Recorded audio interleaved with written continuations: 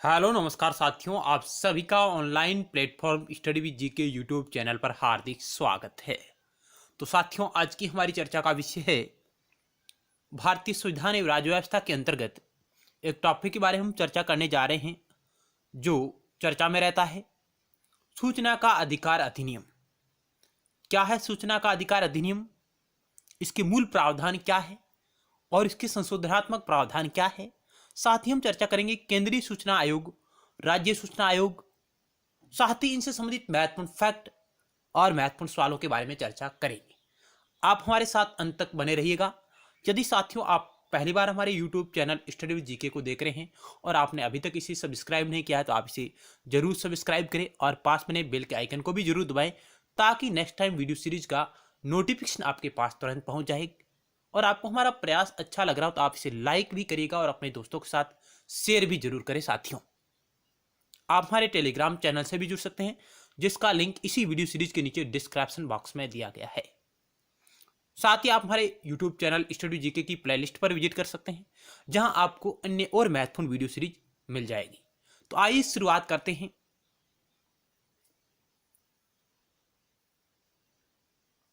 सूचना का अधिकार संशोधन अधिनियम 2019 लाया गया था। साथियों, यह अधिनियम सूचना का अधिकार अधिनियम 2005 में संशोधन करता है, यानी आरटीआई एक्ट 5 में आरटीआई अमेंडमेंट एक्ट 2019 है जो संशोधन करता है। क्या है ये दोनों एक्ट, इनके बारे में हमारी चर्चा रहेगी। साथ ही हम केंद्रीय सूचना आयोग और राज्य सूचना आयोग के बारे में भी चर्चा करेंगे और इस वीडियो सीरीज में हम 35 प्लस महत्वपूर्ण ऑब्जेक्टिव प्रश्नों के बारे में चर्चा करेंगे, साथ ही महत्वपूर्ण बिंदुओं के बारे में हम चर्चा करेंगे। तो आइए शुरुआत करते हैं।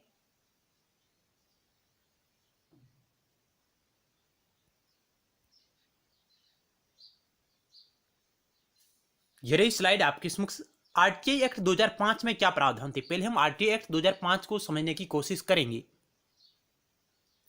तो साथियों, आरटीआई एक्ट 2005 जिसमें 6 अध्याय है, 31 धारा है और 2 अनुसूचियां हैं। 6 अध्याय, 31 धारा और 2 अनुसूची इसमें शामिल है। आरटीआई एक्ट 2005 को राष्ट्रपति ने कब मंजूरी दी, तो राष्ट्रपति ने इसको मंजूरी दी थी 15 जून 2005 को।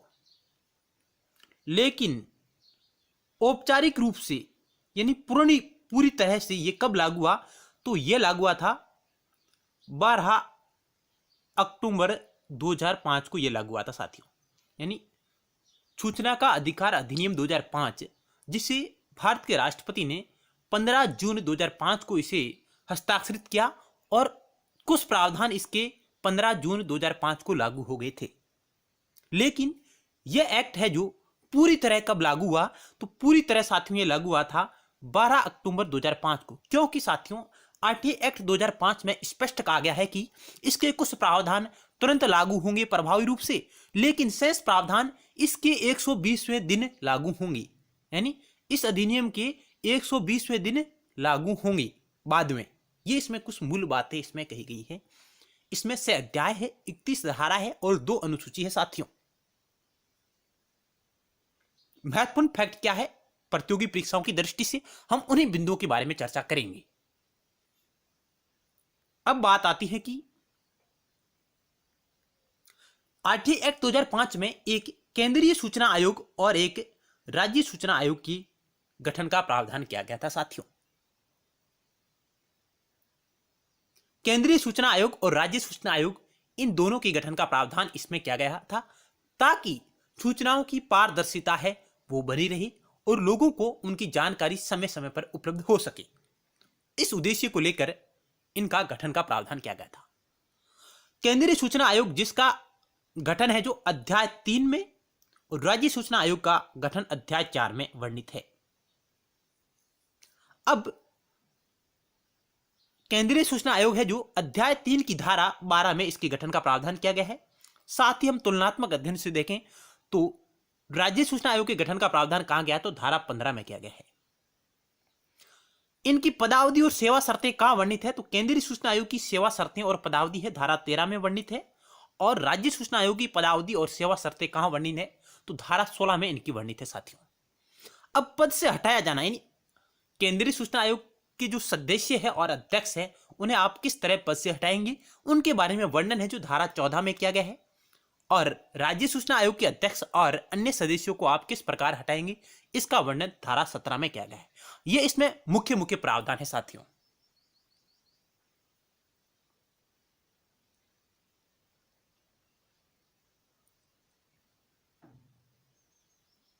नेक्स्ट हम बात करते हैं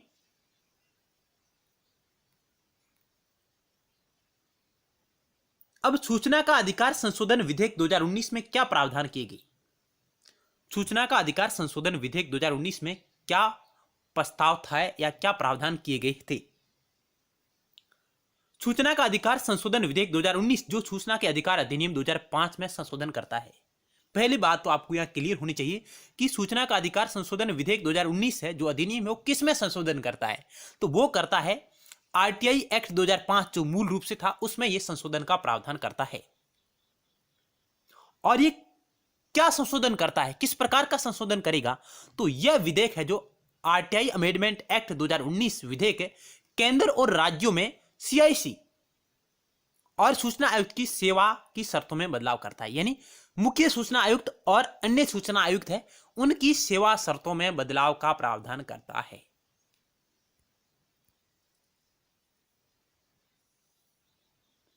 कुल मिला के बात कहें तो यह विधेयक है जो आरटीआई अमेंडमेंट एक्ट 2019 है जो केंद्र और राज्य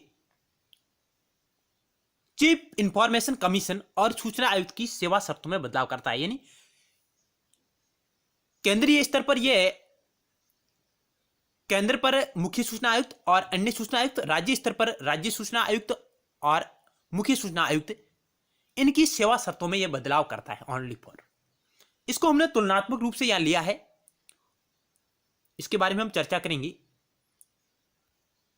अब जो आरटीआई अधिनियम 2005 है और यहां आरटीआई संशोधन विधेयक 2019 या अधिनियम 2019 है, अब इसमें अवधि क्या है इनकी, तो इसमें कहा गया था कि मुख्य सूचना आयुक्त सीआईसी और सूचना आयुक्त केंद्र और राज्य स्तर पर 5 साल के कार्यकाल के लिए पदभार संभालेंगे।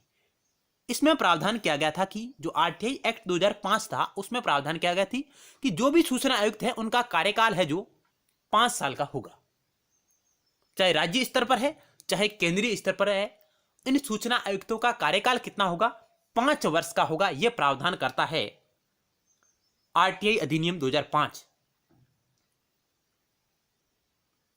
लेकिन साथियों वर्तमान में क्या कहा गया है, आरटीआई अमेंडमेंट बिल 2019 क्या कहता है, यह विधेयक इन प्रावधानों को हटाता है।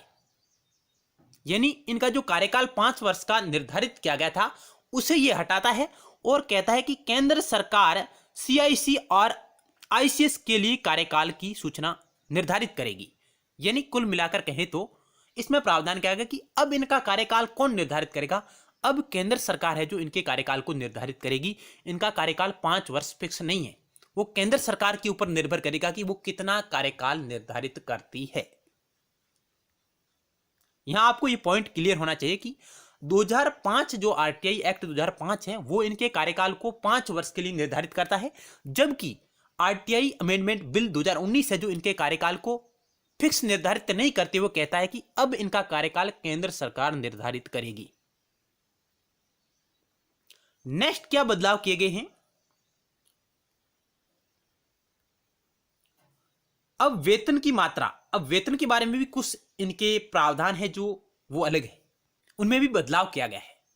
2005 का जो आरटीआई एक्ट था वो कहता है कि सीआईसी, या सीआईसी का मतलब है चीफ इंफॉर्मेशन कमीशन, मुख्य सूचना आयुक्त और आईसी अन्य सूचना आयुक्त, यानी केंद्रीय स्तर पर वेतन है जो मुख्य चुनाव आयुक्त और अन्य चुनाव आयुक्तों दिए जाने वेतन के बराबर होगा। यानी इसमें कहा गया कि मुख्य सूचना आयुक्त का वेतन है जो केंद्रीय मुख्य चुनाव आयुक्त के बराबर होगा और अन्य मुख्य सूचना आयुक्त का वेतन अन्य चुनाव आयुक्तों के बराबर होगा। कुल मिलाकर यहां बात स्पष्ट होती है कि इनका वेतन है जो चुनाव आयोग में जिस प्रकार के अध्यक्ष और अन्य सदस्य होते हैं उनके वेतन के बराबर होगा। यह इसमें प्रावधान किया गया था आरटीआई एक्ट 2005 में। इसी तरह इसमें कहा गया कि राज्य स्तर पर मुख्य सूचना आयुक्त और अन्य सूचना आयुक्त का वेतन है जो राज्य चुनाव आयोग के मुख्य चुनाव आयुक्त और अन्य चुनाव आयुक्तों के बराबर होगा। यानी केंद्र स्तर पर सूचना आयुक्तों का वेतन चुनाव आयोग के बराबर और राज्य स्तर पर सूचना आयुक्तों का वेतन राज्य चुनाव आयोग के बराबर होगा। यह इसमें प्रावधान किए गए थे आरटीआई एक्ट 2005 में। लेकिन साथियों, आरटीआई अमेंडमेंट बिल 2019 क्या प्रावधान करता है? यह कहता है कि इन प्रावधानों को हटाता है, ये जो भी प्रावधान थे इन प्रावधानों को हटाता है और कहता है कि केंद्र और राज्य सीआईसी और आईसीएस की सेवा के वेतन है जो भत्ते और अन्य नियम शर्तें केंद्र सरकार निर्धारित करेगी। अब यह कहता है कि मुख्य सूचना आयुक्त और अन्य सूचना आयुक्तों का वेतन है जो चुनाव आयोग के मुख्य चुनाव आयुक्त और अन्य चुनाव आयुक्त के बराबर नहीं होगा केंद्र स्तर पर, और राज्य स्तर पर मुख्य सूचना आयुक्त और अन्य सूचना आयुक्त है उनका वेतन है जो मुख्य राज्य चुनाव आयुक्त और मुख्य सचिव के बराबर नहीं होगा। यह बात यह कहता है, और यह कहता है कि अब इनका वेतन है जो केंद्र सरकार निर्धारित करेगी। राज्य और केंद्र दोनों स्तर पर जो सूचना आयुक्त है उनका वेतन है जो केंद्र सरकार निर्धारित करेगी। यह प्रावधान इसमें किया गया है साथियों।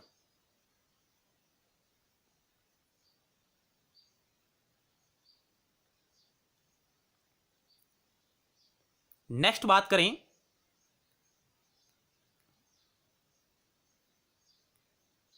इसमें एक और प्रावधान किया गया था साथियों,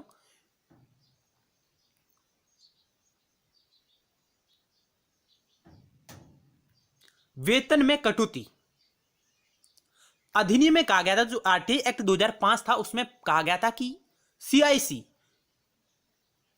मुख्य चुनाव आयुक्त और आईसीएस अन्य चुनाव आयुक्त की नियुक्ति के समय अगर वे पिछली सरकारी सेवा के लिए पेंशन या किसी अन्य सेवानिवृत्ति का लाभ प्राप्त कर रहे हो, क्योंकि साथियों इनकी जो रिटायरमेंट की जो अवधि है वो 65 वर्ष है, तो इसमें कहा गया कि यदि वे पिछली सरकारी सेवा के लिए पेंशन या किसी अन्य सेवानिवृत्ति का लाभ प्राप्त करे हो तो उनका वेतन एक राशि के बराबर कम हो जाएगा। यदि कोई मुख्य सूचना आयुक्त या अन्य सूचना आयुक्त यदि वो पिछली सरकारी सेवाओं में किसी रिटायरमेंट का लाभ या पेंशन अर्जित कर रहे हो तो वो पेंशन इनके मूल वेतन से कम हो जाएगी। ये बात इसमें कही गई थी साथियों। लेकिन आरटीआई अमेंडमेंट एक्ट 2019 इन्हीं सब प्रावधानों को हटाता है कि अब आपका यदि आप पिछली सरकारी सेवाओं में यदि आपको पेंशन मिल रही है तो वो आपके मूल वेतन से कम नहीं होगी। ये इसमें प्रावधान किया गया है। ये कुछ महत्वपूर्ण बिंदु है, आपको ध्यान में रखना होगा।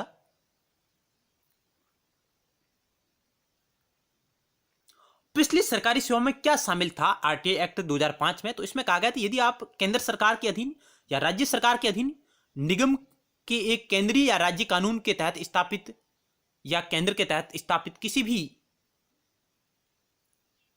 सेवा में कार्यरत हो और आप वहां से रिटायरमेंट हो गए और आपको वो पेंशन मिल रही है, वो आपकी मूल वेतन से कम हो जाएगी। यह प्रावधान था आरटीआई एक्ट 2005 में। लेकिन आरटीआई अमेंडमेंट बिल 2019 इन प्रावधानों को निरस्त करता है।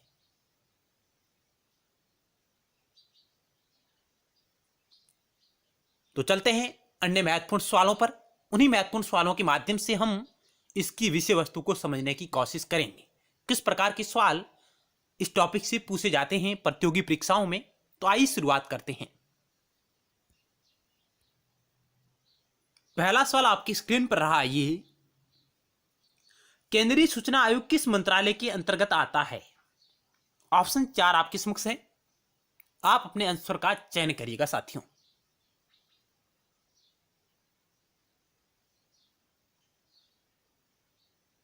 इस क्वेश्चन का ऑप्शन बी राइट होगा।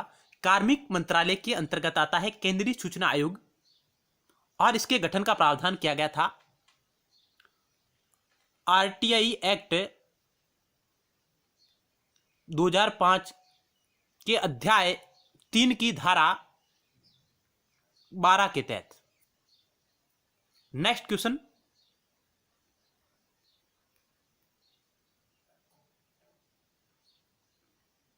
केंद्रीय सूचना आयोग के सदस्यों एवं अध्यक्ष की नियुक्ति कौन करता है?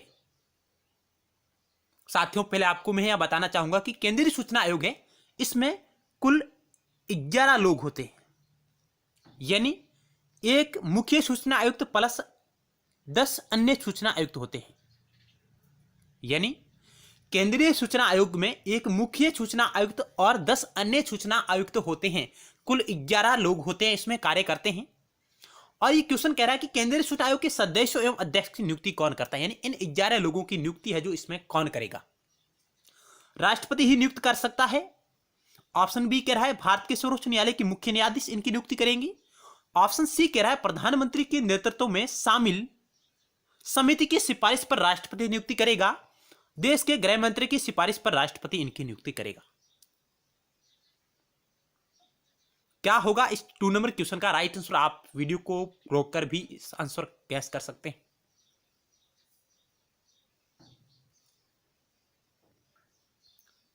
इस 2 नंबर क्वेश्चन का ऑप्शन सी राइट होगा, यानी केंद्रीय सूचना आयोग के अध्यक्ष एवं सदस्यों की नियुक्ति है जो प्रधानमंत्री के नेतृत्व में गठित एक समिति की सिफारिश पर राष्ट्रपति के द्वारा की जाएगी। साथियों, राष्ट्रपति ही नियुक्त नहीं कर सकता है, केवल राष्ट्रपति नियुक्त नहीं कर सकते हैं। प्रधानमंत्री के नेतृत्व में गठित समिति की सिफारिश पर ही राष्ट्रपति इनकी नियुक्ति कर सकेगा। नेक्स्ट क्वेश्चन, अब इस समिति में कौन होते हैं? क्वेश्चन आ सकता है कि केंद्रीय सूचना आयोग के सदस्यों एवं अध्यक्ष की नियुक्ति राष्ट्रपति जिस समिति की सिफारिश पर करता है वह समिति किसकी अध्यक्षता में गठित की जाती है और उसमें कौन कौन सदस्य होते हैं? तो यहां व्याख्या दी गई है कि केंद्रीय सूचना आयोग के सदस्यों और केंद्रीय सूचना आयोग के अध्यक्ष की नियुक्ति प्रधानमंत्री की अध्यक्षता में गठित चयन समिति की सिफारिश पर राष्ट्रपति द्वारा की जाती है। और इस समिति में प्रधानमंत्री, लोकसभा में विपक्ष का नेता और एक कैबिनेट मंत्री जो प्रधानमंत्री जिसे नियुक्त करता है, ये इसमें लोग शामिल होंगे। 1 2 3, यानी कुल 3 लोग इसमें शामिल होंगे। प्रधानमंत्री, लोकसभा में विपक्ष का नेता और एक केंद्रीय कैबिनेट मंत्री, ये 3 लोग इस समिति में सिफारिश होते हैं। इन 3 लोगों की इस समिति की सिफारिश पर ही राष्ट्रपति नियुक्ति करता है। प्रधानमंत्री, लोकसभा में विपक्ष का नेता और एक केंद्रीय कैबिनेट मंत्री। यदि लोकसभा में विपक्ष का नेता नहीं है तो सबसे बड़े दल का नेता है जो इसमें नियुक्ति में शामिल होगा। नेक्स्ट सवाल 3 नंबर,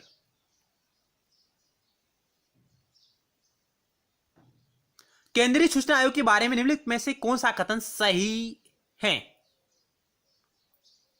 केंद्रीय सूचना आयोग के बारे में निम्न में से कौन सा कथन सही है वो आपको चयन करना है। 3 कथन है आपके समक्ष।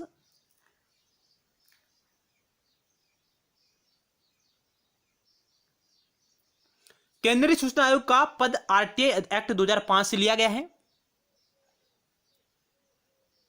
बिल्कुल सही है। केंद्रीय सूचना आयोग का पद है जो आरटीआई अधिनियम 2005 से लिया गया है, यानी धारा 12 से लिया गया है, ये तो बिल्कुल सही है। मुख्य सूचना आयोग और अन्य सूचना आयुक्त 5 साल की अवधि के लिए कार्यालय में कार्य कर सकते हैं।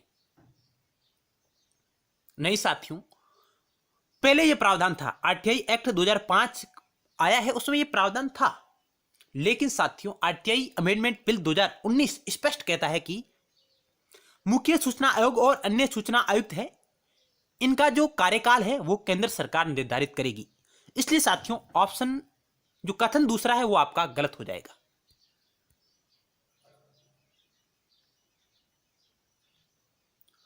तीसरा कह रहा है कि सुप्रीम कोर्ट की सलाह पर राष्ट्रपति मुख्य सूचना आयोग और अन्य आयुक्तों को हटा सकता है। क्या यह प्रावधान सही है? सुप्रीम कोर्ट की सिफारिश पर राष्ट्रपति मुख्य सूचना आयोग के अध्यक्ष और अन्य सदस्यों को हटा सकता है। बिल्कुल साथियों सही है, यानी पहला और तीसरा है जो इसमें सही प्रावधान है। ऑप्शन ए आपका राइट आंसर हो जाएगा। यानी केंद्रीय सूचना आयोग है उसके अध्यक्ष और सदस्यों को हटाएगा कौन? हटाने का जो प्रावधान है वो सुप्रीम कोर्ट की सलाह पर राष्ट्रपति है जो इनको हटाएगा। राष्ट्रपति अकेले इनको हटा नहीं सकता है, सुप्रीम कोर्ट की सलाह पर ही राष्ट्रपति इनको हटा सकता है साथियों। यानी ऑप्शन ए आपका राइट आंसर, पहला और तीसरा है जो सत्य है बिल्कुल। नेक्स्ट सवाल के बारे में चर्चा करते हैं। मुख्य सूचना आयोग के वेतन और अन्य भत्ते पूर्व में किसके समान थे? यानी यहां बात हो रही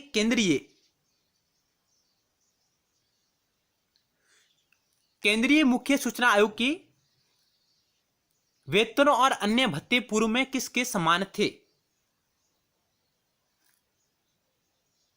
भारत के सर्वोच्च न्यायालय के मुख्य न्यायाधीश, भारत के महान्यायवादी, भारत के नियंत्रक एवं महालेखा परीक्षक, मुख्य चुनाव आयुक्त। यानी केंद्रीय मुख्य सूचना आयुक्त के वेतन और अन्य भत्ते किसके समान थे? ऑप्शन डी राइट होगा साथियों। हम पहले चर्चा की थी हमने, मुख्य चुनाव आयुक्त के बराबर, ऑप्शन डी राइट हो जाएगा। यानी केंद्रीय या भारत का जो मुख्य सूचना आयुक्त है, केंद्रीय का मतलब भारत का मुख्य सूचना आयुक्त है, उसका वेतन और भत्ते थे जो पूर्व में मुख्य चुनाव आयुक्त के बराबर थे साथियों। लेकिन वर्तमान में जो भारत का मुख्य सूचना आयुक्त है, उसका वेतन है जो केंद्र सरकार निर्धारित करेगी। यह प्रावधान किया गया अमेंडमेंट एक्ट बिल 2019 में। क्वेश्चन स्पष्ट कह रहा है कि मुख्य सूचना आयोग के वेतन और अन्य भत्ते पूर्व में किसके समान थे? तो मुख्य चुनाव आयुक्त के समान थे।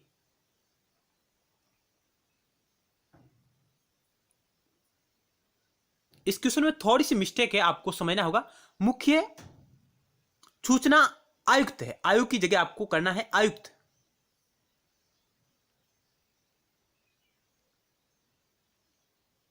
यानी केंद्रीय मुख्य सूचना आयुक्त के वेतन और अन्य भत्ते पूर्व में किसके समान थे?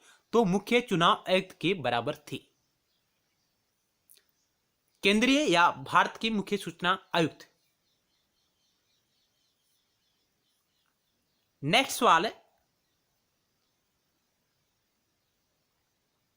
आरटीआई अमेंडमेंट एक्ट 2019 के मुताबिक वेतन और अन्य भत्ते केंद्र सरकार निर्धारित करेगी केंद्रीय सूचना आयोग और राज्य सूचना आयोग के अध्यक्ष एवं सदस्यों की।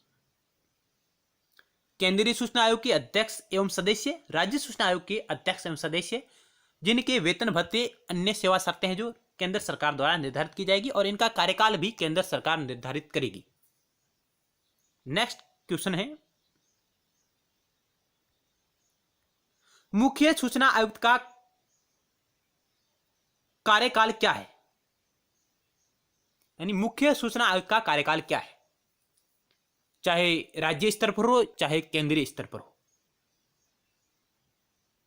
5 वर्ष, 3 वर्ष, 6 वर्ष निश्चित नहीं है। तो ऑप्शन डी राइट होगा, निश्चित नहीं है। क्योंकि साथियों निश्चित कैसे नहीं है? क्योंकि आरटीआई अमेंडमेंट एक्ट 2019 कहता है कि इनका जो कार्यकाल है वो केंद्र सरकार द्वारा निर्धारित किया जाएगा। जो भी केंद्र सरकार निर्धारित करेगी वो मान्य होगा। यह प्रावधान किया गया है आरटीआई अमेंडमेंट एक्ट 2019 में। लेकिन जो आरटीआई एक्ट 2005 था उसमें इनके कार्यकाल था 5 वर्ष और 65 वर्ष की, जो भी अवधि पहले हो। नेक्स्ट सवाल है,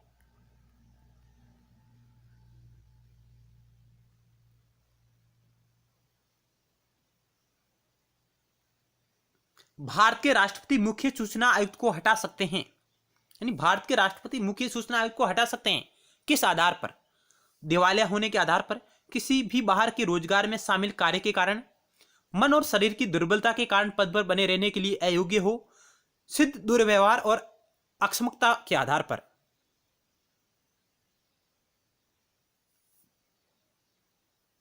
इस क्वेश्चन का ऑप्शन डी राइट होगा, यानी सभी बिल्कुल सही है। इन सभी आधारों पर भारत का राष्ट्रपति मुख्य सूचना आयुक्त या अन्य सूचना आयुक्तों को हटा सकता है, लेकिन सुप्रीम कोर्ट की सलाह पर। यह आधार होने चाहिए। नेक्स्ट सवाल आपकी स्क्रीन पर रहा, मुख्य चुनाव आयुक्त और अन्य सूचना आयुक्तों का चयन करने के लिए निम्नलिखित में से कौन समिति का हिस्सा नहीं है? यानी मुख्य चुनाव आयुक्त और अन्य सूचना आयुक्तों का चयन करने के लिए निम्नलिखित में से कौन समिति का हिस्सा नहीं है? और ये बात हो रही केंद्रीय सूचना आयोग के अध्यक्ष एवं सदस्यों की। भारत के प्रधानमंत्री, सुप्रीम कोर्ट का मुख्य न्यायाधीश, लोकसभा में विपक्ष का नेता, प्रधानमंत्री द्वारा नियुक्त केंद्रीय कैबिनेट मंत्री। कौन है जो इस समिति का हिस्सा नहीं है, चयन करने वाली समिति का हिस्सा नहीं है? ऑप्शन बी राइट होगा। सुप्रीम कोर्ट का मुख्य न्यायाधीश है जो इस समिति का हिस्सा नहीं है। तो कौन है इस समिति के हिस्से? भारत के प्रधानमंत्री, लोकसभा में विपक्ष का नेता और प्रधानमंत्री द्वारा नियुक्त केंद्रीय कैबिनेट मंत्री इस समिति के भाग होंगे। नेक्स्ट सवाल है,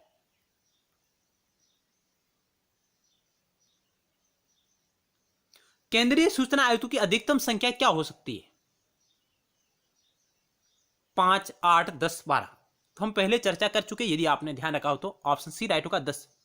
यानी केंद्रीय सूचना आयुक्त की अधिकतम संख्या क्या हो सकती है? तो 10 हो सकती है, क्योंकि एक अध्यक्ष प्लस 10 अन्य सदस्य हो सकते हैं। एक अध्यक्ष और अधिकतम 10 सदस्य, यानी कुल 11 मेंबर होते हैं इस केंद्रीय सूचना आयोग में, अध्यक्ष सहित। नेक्स्ट सवाल है,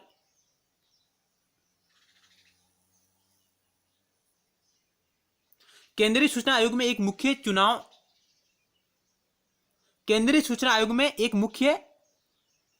सूचना आयुक्त होता है साथियों, चुनाव आयुक्त नहीं, सूचना आयुक्त। मुख्य सूचना आयुक्त होता है और 10 से अधिक सूचना आयुक्त नहीं होते हैं। यानी एक मुख्य सूचना आयुक्त और 10 से अधिक अन्य सूचना आयुक्त नहीं हो सकते, यानी कुल 11 से अधिक इसमें नहीं हो सकते। सदस्य और केंद्रीय सूचना आयोग के अध्यक्ष चयन समिति की सिफारिश पर राष्ट्रपति द्वारा नियुक्त करते हैं। यानी इनकी नियुक्ति है जो एक समिति की सिफारिश पर राष्ट्रपति द्वारा की जाती है। इसके बारे में हम पहले चर्चा कर चुके हैं। नेक्स्ट सवाल है, भारत के वर्तमान में मुख्य सूचना आयुक्त कौन है? भारत के वर्तमान में मुख्य सूचना आयुक्त कौन है? आयुक्त Rajiv Mathur, Vimal Julfa, Radhakrishna Mathur, Sudhir Bhargava. Option B right होगा साथियों। विमल जुल्फा है जो वर्तमान में भारत की मुख्य सूचना आयुक्त है, जो 6 मार्च 2019 को नियुक्त हुए हैं, 2020 को। यानी भारत के वर्तमान में मुख्य सूचना आयुक्त विमल जुल्फा है, जिनकी नियुक्ति 6 मार्च 2020 को हुई है। इससे पूर्व सुधीर भार्गव है जो भारत के मुख्य सूचना आयुक्त थे, लेकिन वर्तमान में विमल जुल्फा है जिनकी नियुक्ति 6 मार्च 2020 को हुई है।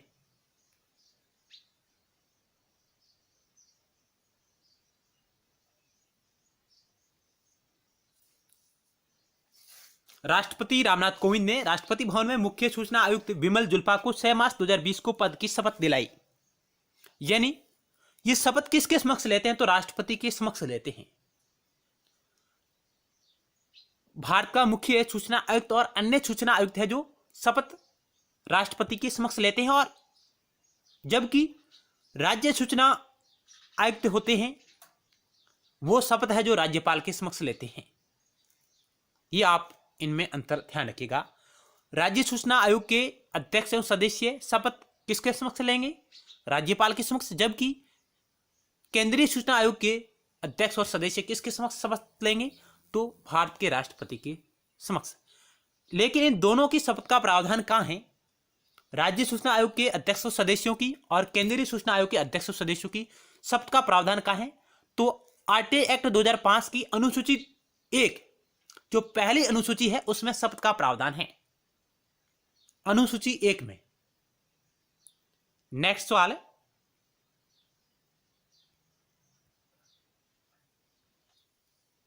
भारत के पहले मुख्य सूचना आयुक्त कौन थे? तो भारत के पहले मुख्य सूचना आयुक्त थे साथियों वजाहत हबीबुल्लाह। बहुत ही अच्छा सवाल आ सकता है यहां से। भारत के पहले मुख्य सूचना आयुक्त कौन थे? वजाहत हबीबुल्ला। पहली महिला मुख्य सूचना आयुक्त कौन थी? तो दीपक संधू। दीपक संधू है जो, वो भारत की पहली महिला मुख्य सूचना आयुक्त थी। भारत के वर्तमान में मुख्य सूचना आयुक्त है विमल जुल्फा, जो 6 मार्च 2020 से नियुक्त हुए साथियों। और विमल जुल्फा से पहले कौन थे? सुधीर भार्गव थे। नेक्स्ट क्वेश्चन,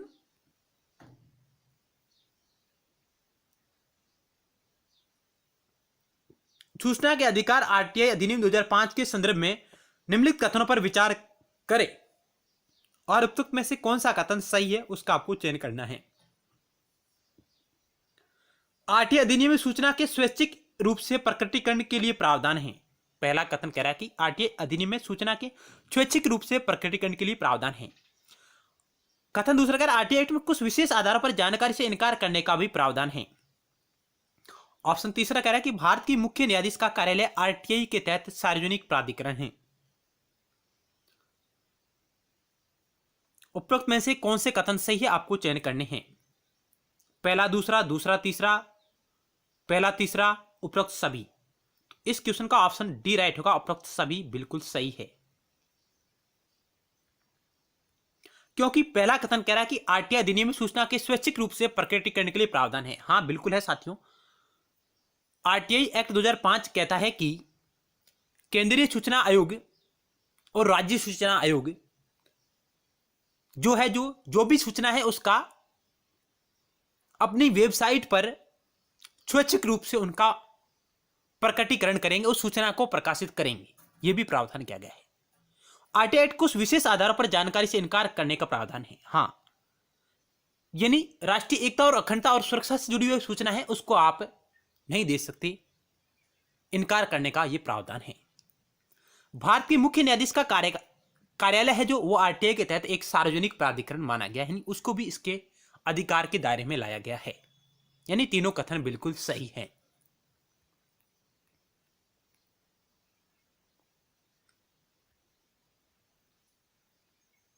ये कुछ विशेष फैक्ट है। कथन पहला सही क्यों है कि आरटीआई अधिनियम की धारा 4 में कहा गया है कि हर सरकारी विभाग को स्वेच्छा से वार्षिक रिपोर्ट वेबसाइटों के माध्यम से जानकारी का खुलासा करना होगा। यह अनिवार्य है कि सार्वजनिक प्राधिकरण अपने सभी रिकॉर्डों का विधिवत सूचीबद्ध और अनुरक्षित तरीके से बनाए रखेंगे और आरटीआई अधिनियम को सुविधाजनक बनाएंगे। यानी इसमें कहा गया कि सभी सरकारी विभाग है जो जानकारी का खुलासा है जो अपनी वेबसाइट के माध्यम से करते रहेंगे। आपके पास जो भी जानकारी है, जो भी सरकारी विभाग है, वो अपनी जानकारी अपनी वेबसाइट पर प्रकाशित करते रहेंगे।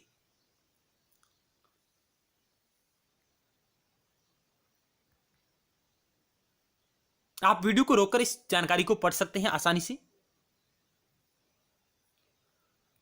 एक और महत्वपूर्ण फैक्ट है,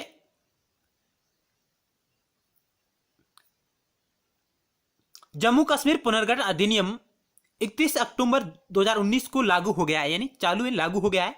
और केंद्रीय आरटीआई अधिनियम जम्मू कश्मीर और लद्दाख में भी लागू हो गया है। क्योंकि साथियों जो आरटीआई एक्ट 2005 था उसमें विशेष प्रावधान किया गया था कि यह आरटीआई एक्ट जम्मू कश्मीर के अलावा संपूर्ण भारत पर लागू होगा। क्योंकि साथियों अनुच्छेद 370 के तहत जम्मू कश्मीर को विशेष राज्य का दर्जा दिया गया था। लेकिन साथियों 5 अगस्त 2019 को जम्मू कश्मीर पुनर्गठन विधेयक 2019 लाया गया था, जिसके तहत जम्मू कश्मीर राज्य से विशेष राज्य का जो दर्जा था उसे समाप्त करके जम्मू कश्मीर और लद्दाख को 2 केंद्र शासित प्रदेश बना दिए गए हैं। अब भारत के सभी कानून है जो भारत के सभी क्षेत्रों पर लागू होंगे, सभी राज्यों पर और केंद्र शासित प्रदेशों पर लागू होंगे। यानी सूचना का अधिकार अधिनियम अभी जम्मू कश्मीर में और लद्दाख पर लागू है। तो साथियों और अन्य महत्वपूर्ण प्रश्न है जो हम नेक्स्ट वीडियो सीरीज में चर्चा करेंगे। साइंस प्रश्नों के बारे में हम नेक्स्ट वीडियो सीरीज में चर्चा करेंगे। अब 25% साइंस रह चुके हैं, उनके बारे में हमारी चर्चा नेक्स्ट वीडियो सीरीज में होगी। धन्यवाद, मिलते हैं नेक्स्ट टाइम। जय भारत।